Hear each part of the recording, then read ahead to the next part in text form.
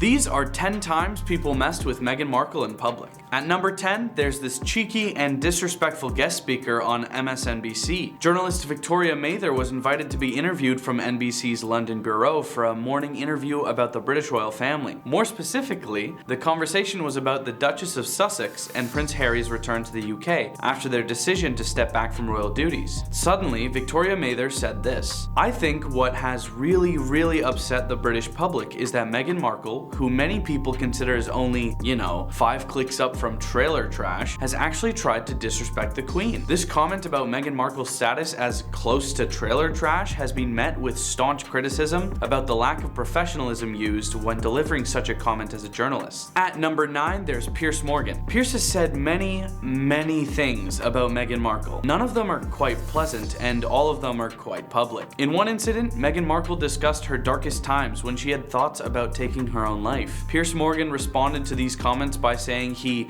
didn't believe a word on a massively publicized news broadcast, Good Morning Britain. After this, he received plenty of backlash and was given an ultimatum. He either apologized publicly or he lost his job. Piers decided to quit. While away from his old job, he produced a new talk show, Piers Morgan Uncensored. Before it aired, Piers said this about his reappearance: "She will be in for a very unpleasant surprise when I emerge, like Lazarus from my den." At number 8, Kate Middleton. When the marriage of Meghan Markle and Harry was announced, Kate Middleton warned Harry of how the whole thing could be a bad idea. She expressed her concerns with Harry and they had a small confrontation. You'd think Kate would be most understanding about the situation, as the Duchess of Cambridge used to be called Commoner Kate by the public, when the news about her getting married to Prince William first came out in 2010. It was revealed later that Kate had made a secret alliance with the Queen for her to guide Meghan on the right path for becoming and getting used to being royalty. The Queen feared that Meghan would fumble her royal title and make a mockery of the royal family. At number 7, the Queen. Queen Elizabeth II has had many problems with Meghan Markle, none of them quite as public as this. During the wedding ceremony of Meghan Markle and Prince Harry, the Queen expressed her confusion at her attire. She told people she was confused as to why Meghan was still wearing her veil during the wedding ceremony, when she had been married and divorced before. It is apparently a big thing for etiquette experts to not wear white, a veil, or trains during your wedding ceremony if you are a divorcee. Even on her wedding day, Meghan can't seem to catch a break. At number 6, a Wimbledon official. This Wimbledon official told reporters that the Duchess of Sussex was a nightmare during her visit to Wimbledon to watch Serena Williams' tennis match. The first thing she did wrong was wear jeans. Wearing denim is considered bad manners if a visitor wants to sit in the area reserved for members of the All England Club, which hosts the Wimbledon Tennis Championships. She also decided she wanted this outing to be private, which was ridiculous to expect since the entire match was being broadcasted to the BBC, and the whole venue was packed with up to 12,345 members in the audience. She reportedly had her security go up to people who weren't even paying attention to her to tell them not to take pictures of her. At number 5,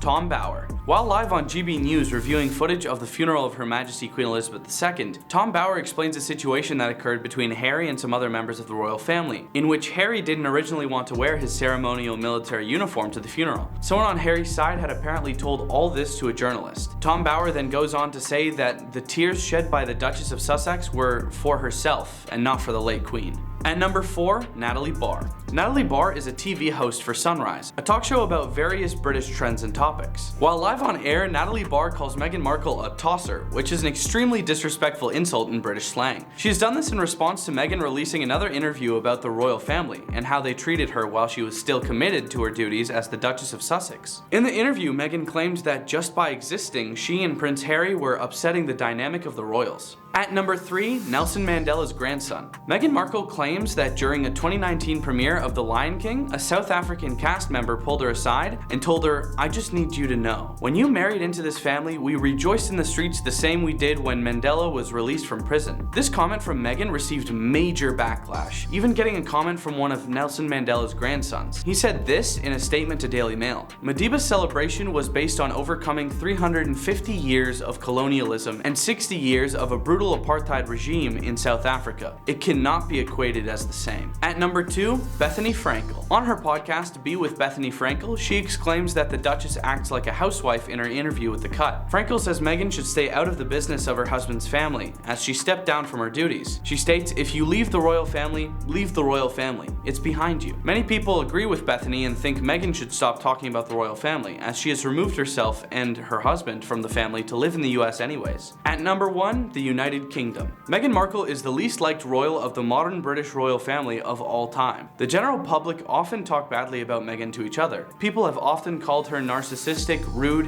and have created rumors of her constantly. The rumors of her bullying her personal palace staff to the point of them crying had led her to depression and thoughts of self-inducing harm. Even when she told the public about the thoughts she had and what she was going through, the public still messed with her, many saying that she wasn't relatable enough because she was crying in a castle. Thanks for watching.